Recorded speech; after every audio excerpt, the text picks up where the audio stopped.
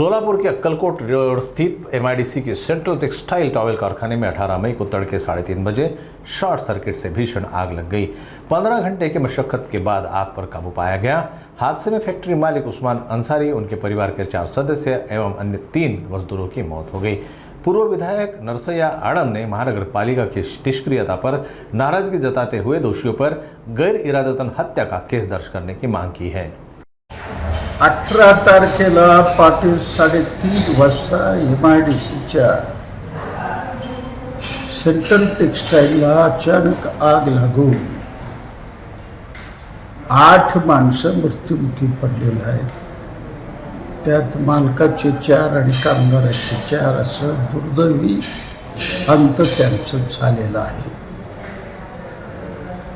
आग लागल्याबरोबर अग्निशामक दलाला ताबडतोबीनं यासंबंधी सूचना देण्यात आली, पण रिकामी गाडी त्या ठिकाणी आली।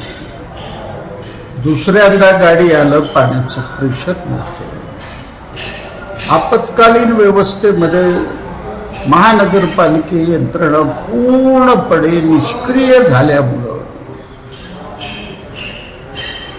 या 8 माणसा मृत्यूला सोलापूर महानगरपालिकेचे अधिकारी, महापालिकेचे आयुक्त आणि डीसीपी पोलीस यांच्याशी बोललो। त्या कारखान्याचे मालक 5:30 वाजेपर्यंत मोबाईलवर आपल्या आत्मा, आपले जे स्वकीय आहेत, आपले जे मित्र आहेत, आपले परिवार आहे, यांना कळून आम्हाला वाचवा वाचवा असं टाळं फोडलेलं होतं। महानगरपालिकेची यंत्रणा 15-20 मिनिटांमध्ये जर त्या ठिकाणी पूर्ण सज्जतेने पोहोचली असते, या 8 माणसं वाचलं असतं आणि आगीला एवढं मोठं स्वरूप मिळालं नसतं।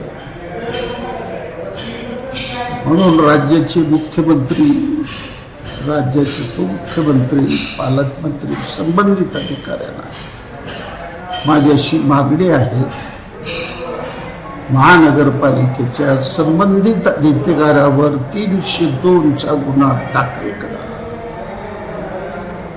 त्यांना त्याच्याखाली अटक करून केस चालवा, त्याशिवाय कारखानदार आणि कामगारांचे समाधान होणार नाही।